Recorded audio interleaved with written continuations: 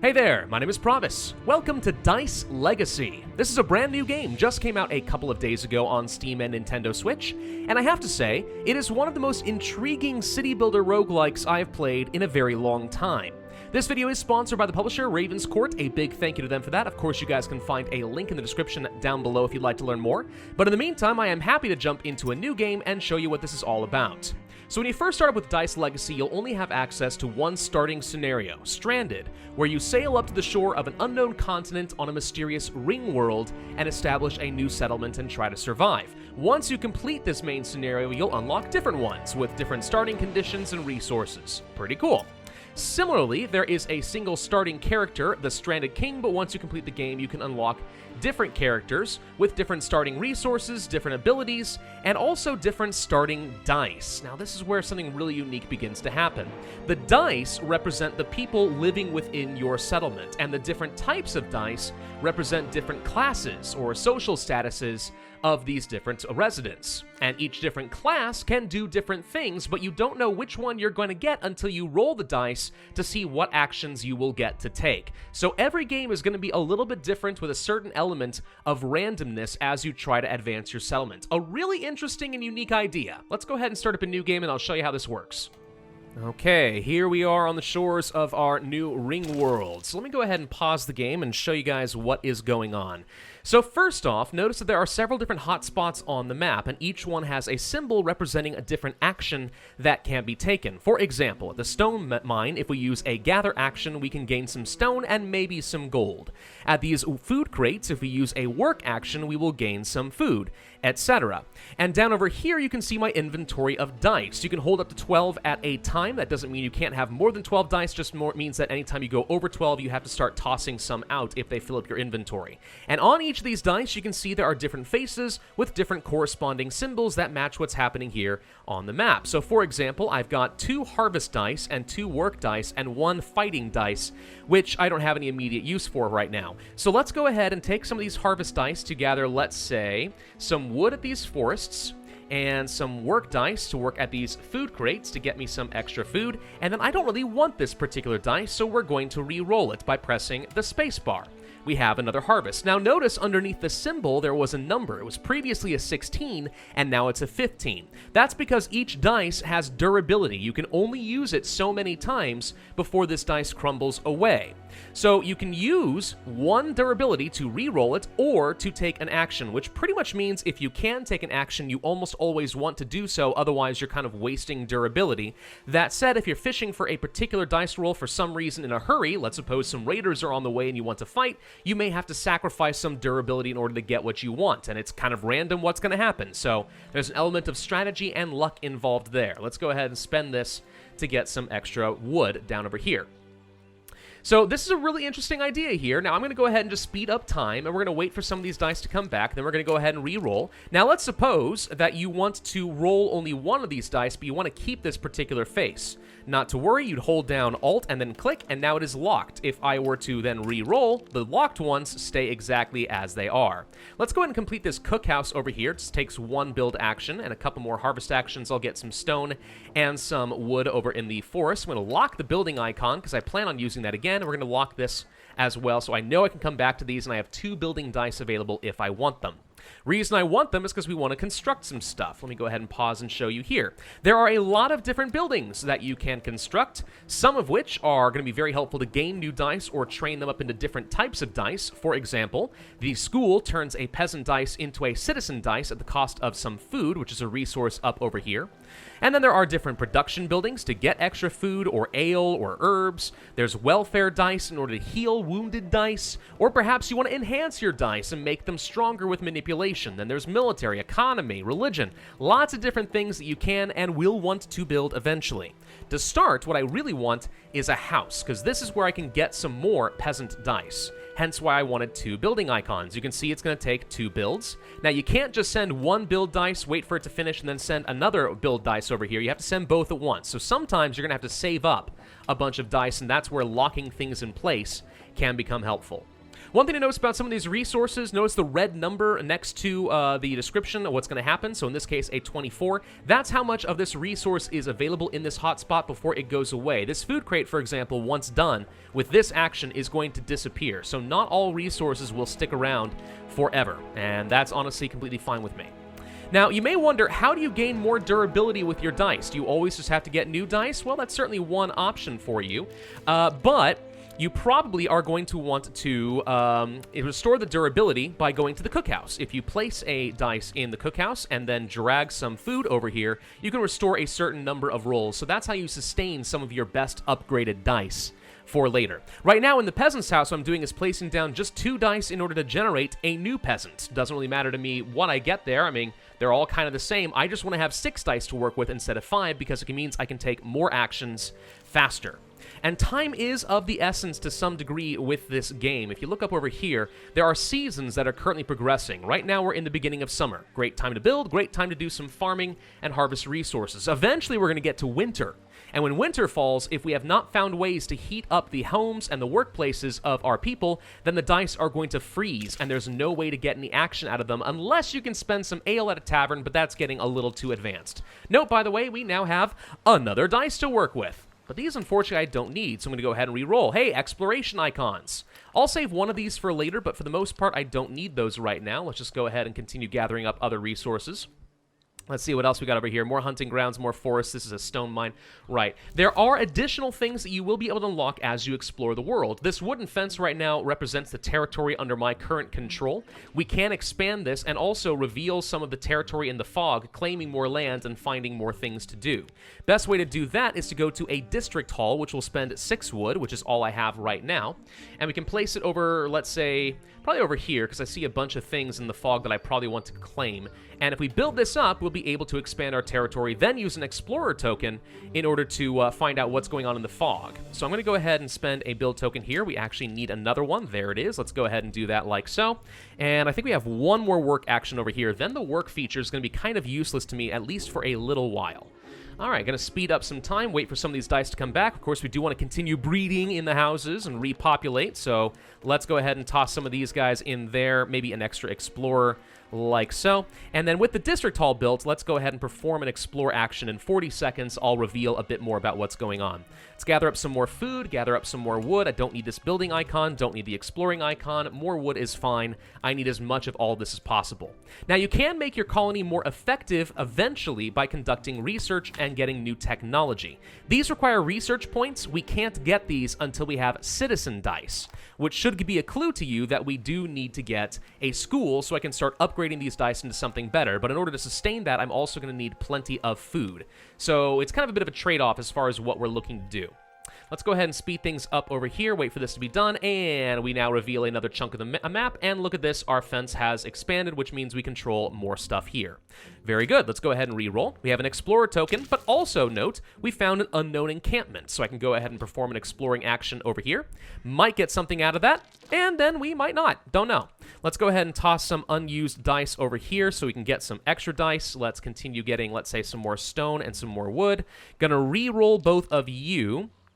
Still don't need these. Reroll again. Okay, we found something here. Hey, our explorer managed to impress somebody at this encampment, and we got a free research point. Well, okay then.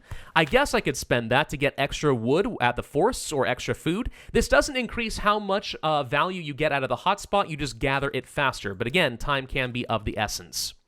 Wheat farms, make them better. Now, that actually could be very tempting to me. Cookhouse restores extra durability. Actually means we get a lot more value out of my food when I'm trying to restore my dice. That could be useful. Enhancement chamber, I could spend gold and iron or something like that in order to make a dice temporarily more powerful. Don't need that. Military, economy, markets, religion. No. I think we're going to go ahead and get the rations for the extra durability because pretty soon some of these dice are going to want to be restored. And it would be nice in order to get a bit more value out of them. I'm going to just hold on to both of these dice because soon enough we'll go ahead and try getting another dice over there. Now, over at a district, if you have some gold, something you can do is place down a dice type and some gold, and this turns it into a district. And all buildings within its radius, which usually starts off pretty small, becomes more effective. And there are actually even more ways to enhance that later, but we're not going to worry about that right now. I don't have any gold, so it's irrelevant, but it does kind of matter whether we have peasants districts, citizen districts, soldier districts, etc., based on what policies are going to be passed later. And I guess I could go ahead and talk about that right now. If you look up over here, there's something called the Council. Now, these guys are going to unite every season, or basically every year, and we're going to have a chance to pass some sort of a policy. Policies can give you some sort of a bonus, like making your districts better, like giving you free resources at the beginning of the year, etc., etc. And different classes are going to propose different policies. There is, in fact, a happiness meter for your different classes, the peasants, the merchants, citizens, soldiers, and monks, and you want to try and make sure everyone is happy, because if they are, you can get some extra benefits. If they're angry, they can hurt you in some way. So balancing the different social classes in your settlement actually is represented in the game with these dice. You see what I mean about this game being very unique? It's quite intriguing to me, I have to say. Lots of exploration dice that I have no immediate use for. How very, very unfortunate. Let's go ahead and get some extra food over there, re-roll all of these. More building icons, I can hold on to that, but the rest of these are still kind of useless. Ugh, I'm just not getting a lot of value here, am I? But every time I roll that dice, I'm wasting durability and therefore some food. It's not something I want to do if I don't have to. Let's try getting a school. This is going to take some of the wood and the stone that we have gained. I'm actually going to place it probably up over here next to the district so that once this is upgraded, well, eventually we get a district, this will work a smidge faster, though it's probably not that important. You know what? No, never mind. I take it back. I don't think that this is actually necessary. We can go ahead and remove you and just take you out of there. We'll place you somewhere else. How about over next to the housing right here? This will be fine. Okay, we're going to need a couple of builders to make this work. There's another builder right there, thank you. And let's go ahead and birth some more dice like so. Roll the rest, and most of this is useful. So let's go ahead and take this dice and put him in the cookhouse with some food, and you can see in 20 seconds it will restore some of the durability. That'll be useful, eventually, probably. And let's continue harvesting some, I guess, stone and other stuff. You really need a lot of resources as fast as you can before the next winter. It makes a pretty huge difference. And having more dice to work with makes a big difference, but then just the straight-up luck. Harvesting actions are the most valuable at the beginning of the game, followed by building some work actions just to get rid of some of the piles out here. But until we get some artisan or refining buildings, we're not going to have a lot of use for any of the work actions. Exploration, fighting, they'll be useful later, but right now, just kind of hit or miss. I mean, we don't need it immediately. I'm going to go ahead and take this dice, and I'm going to put it into school with a couple of food, doink, doink, and in 30 seconds, this is going to turn into our first citizen dice. Now, notice this. The citizen can do 2 work functions at once, right? On one of these faces. That's what this little 2 does. So, in a way, the citizen can be just outright more powerful than the peasant.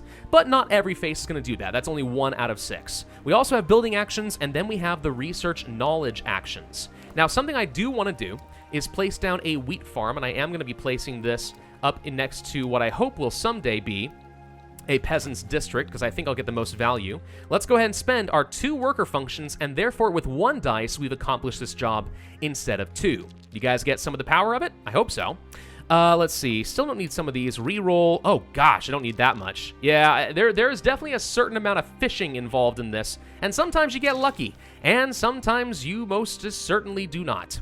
Let's see. This action's about to be finished. I'm going to go ahead and grab a couple of these work dice, and now we're going to go ahead and plant the seeds, try to get some wheat. Wheat does not immediately turn into food. For that to work, we are going to need a mill, and this tells me I need some stone, and I'm going to need some additional wood. So the more we can harvest that, probably the better. Let's go to the stone mine, re-roll all of these. I'm going to hold on to you since that's the valuable face. Get some more wood over here, re-roll both of these, and get some more wood over here. And we doing okay on food? Okay-ish. Let's go ahead and work here. What is this? Did I miss an exploration icon? I sure did. Well, let's go ahead and figure out what's in these ancient ruins right now. Sometimes you get something really good, and sometimes it actually comes back to bite you in some way, and your dice gets wounded or sick, and you're going to have to find a way to heal it. Medium success chance. Let's enter it. Nope. Okay, that does not appear to have worked out. We have a wounded dice. If this dice in some way gets into another dangerous situation, or when the raiders eventually spawn, we send this dice to go and fight, there's a very good chance that this is going to be killed. So we got to be careful with this dice, otherwise it's just outright going to be lost. Now, in the mill, once this is done, we can spend a work function plus 2 wheat in order to gain some food. So I'm going to go ahead and send you here, plus doink doink, 2 wheat, and that will translate into some extra food for me. Very helpful if your hunting grounds start to disappear over time. Okay, winter is falling. Here comes our first example of the council. So let's see, mandatory cutting, gain 2 wood for every forest inside a peasant district. This is temporarily beneficial at best. Gain a free peasant die whenever a house starts with full durability. Maybe. Or alternatively, healing chemicals, the enhancement chamber, which I have not built, also could heal wounds and sickness. Not terrible. I guess I'll take the mandatory exercise in order to get the peasant dice. This will make the peasants happier, so they're now going to be thrilled, which might mean we get extra resources. That's good. But it does make the citizens less happy, so you're trying to do a balancing act there. With winter falling, I don't think I'm going to get full value out of some of these farms. I think it's very unlikely, but we're going to try just to see what happens before the snow hits. And since the snows are on their way, I'm going to go ahead and toss 3 wood into our steam generator. It takes a few seconds to take effect, but the idea is these dice aren't going to freeze. If that does happen, I'll have a chance to show you exactly what I mean by that. Let's see, we finished with that. Let's go ahead and conduct some exploration. Something I'm working toward right now is I would like to get a workshop, and a workshop is where I'm going to be able to produce new technologies and stuff. This I'm going to place in this district up here, because I think I might turn this into a citizen district once I have more gold, and this is a building that the citizens take advantage of. So, to me, that just makes sense. Let's continue grinding down some of the wheat, make sure we have plenty of food to survive. There's a frozen dice. I can't use frozen dice. Once they're frozen, they're stuck. There's nothing I can do. So that's one reason you really want to avoid having everyone freeze to death if you can avoid it. One thing we could do is place down an herbalist's hut. If placed next to forests, then you'll be able to use exploration tokens in order to start gaining some herbs. So it's a use for some of those pesky things that I haven't been using. Ah, we've hit our dice limit. Darn it. Probably shouldn't have done that. Let's go ahead and toss the one that I was going to have to replace soon anyway. But because I was over my dice limit, and some of them finished their actions, then all of a sudden I find myself having to toss them. If this one comes back from action, I don't spend another one soon, well, then I'm going to lose this dice as well. So all the more reason you really need to get your act together and get going as fast as you can. Now notice over here in the workshop, I just got my 3 books back.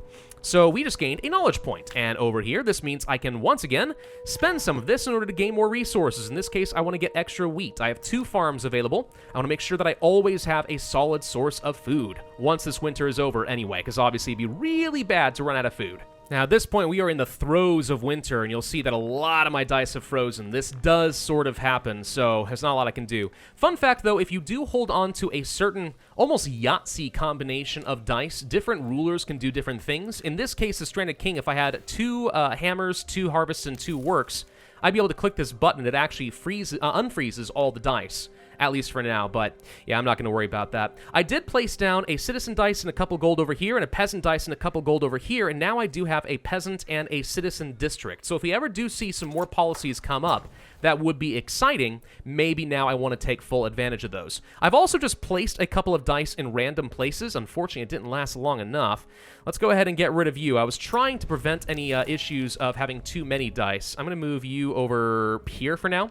And just by having them out in the field, I think that prevents me from having too many dice in my inventory, so we're not going to have to keep tossing them. But, oops, slightly messed that up. And the winter has finally passed, which means all my dice come back. Thank you for that. Okay, so let's go ahead and get back to things. Oh, another law, all right. When wheat farms are inside of a peasant district, they can also work during winter. Hey, that's one of the reasons I placed 2 of my wheat fields inside of the peasant district. So now, we'd be able to continue getting our food throughout the winter. Could be useful. Alternatively, breakthrough for 4 additional knowledge. Oof. That actually could be a pretty significant technological advantage for me. Really helps ramp things up, but this is a really good permanent upgrade as well. I think I'll take the greenhouses, but I really value those knowledge points. That was actually quite tempting, but oh well. There we go. We find a whole bunch more stuff up over here. Fantastic. One of the reasons I wanted to build another district is because I do also want to try getting some merchant dice. Well, so I'm going to go ahead and place you right here, for example, plus a couple of gold, and that will get me a whole new dice class. And I'll show you exactly what that's going to look like in just a moment. Make sure we stay on top of our dice. Let's go ahead and promote up another citizen since we're getting rid of one, and I want to have plenty of knowledge. Hold on to this. Yeah, we're still trucking along at a pretty reasonable pace here. This isn't looking too bad. Let's go ahead and do some more exploration. And boom, we have a merchandise. Cool thing. I re-rolled. Didn't mean to. Cool thing about them is they actually are extra good at harvesting, or have a better chance, kind of like the citizens do with interacting with different artisan buildings. So these can be good for just doing raw harvesting, also really good for exploration, plus they have an extra ability for trade. Now, at the moment, we haven't got anything for trade. If we place down a trading outpost, like let's say right over here, we might be able to trade with some of these neutral encampments. Now, it looks like these are all priests, so I'm not sure that we're actually going to get much with them, but nonetheless, if we have any trading options, we'd be able to use the merchant dice plus a couple of resources to maybe gain some gold or buy something else from them. Here comes the main threat of the game. Raiders! Okay, so on the opposite end of the continent, all the way on the other side of the ring, there are going to be enemies spawning that are going to run after me and attack me. In fact, we can see this little red dot over here, which represents where we're currently looking on the map to see where they are coming from. We need to get some sword icons, and fast, if I want to fight them off. Unfortunately, it looks like I am unlucky as far as getting that, and I have no immediately useful dice. We might get raided and attacked over here. There they are. So you can see there needs to be a fight action over here in order to actually fight them off, which I could do, and I'm going to go ahead and do it to sacrifice one of my dice. We can always get more later, I hope. But in the meantime, they're going to take the action to fight that guy off. And actually, it looks like maybe it survived for some reason. Well, that's very nice. So, yeah, no, wait, I'm sorry. Once we reroll, it's going to go away. Yeah, never mind. Okay, never mind. So, yeah, unfortunate. And that is going to be a threat for pretty much the rest of the game now, until eventually we travel all the way across this ring to their territory and take the fight to them. At which point, we will need to become a very martial society and have lots and lots of soldiers. That's where having things like the barracks does become useful, because you'll want to train up some special soldier dice. It's a new class action, which understandably has really good fighting values or even pillaging values in order to really make them hurt. So yeah, that's going to be a thing pretty soon. Now, something we can do that would help defend us eventually is to start building some towers, and that's where we could make use of some technology to accomplish that. For example, places here passively provides 1 attack strength dice anywhere around it. So an enemy that comes through that would normally be defeated by only 1 attack dice will just kind of automatically be killed, which could be really useful to me. The other thing I really need to do, though, is go ahead and spend some resources to unlock Tier 2 tech, and I want to build the Forge. Now, what the Forge does is it takes 2 dice and mixes them together to get more powerful dice. You'll get some randomness as far as which faces you get, but they combine their values, so 1 dice suddenly becomes significantly stronger. Very powerful ability, and I want to have that. Another winter is here. Okay, that's going to be fun. Every building that allows a die to be converted to a different class costs less resources to operate. That could be kind of helpful, actually. Free wheat for every wheat farm inside of a peasant. I've got plenty of wheat coming in at this point. And then dice immune to freeze when they are used in a peasant district. Now, that actually could be useful, because I have quite a few of my buildings that are currently sitting inside of a peasant district. Not being able to freeze would be kind of nice. Let's go ahead and toss some wood into the steam generator. We already are engaging with some more raiders. And I think that's a good place for us to end this video. There's obviously a whole lot more that we still will need to do, but I do think that we've made some pretty solid progress in this particular video. I can certainly show how a lot of this works. Actually, you know what? Before I do that, let's try building up a forge and see if I can show you how this thing is going to work too, because this is actually kind of cool. Okay, so there's the forge done. If we had... I don't have any gold! All right, well, hang on. Let me get some gold. There we go, gold. All right, let's go ahead and place 1 gold and 1 iron in here. It's going to take just a few seconds for this to go. Then we're going to toss a citizen cube here and this cube over here, and these two are slowly going to fuse together.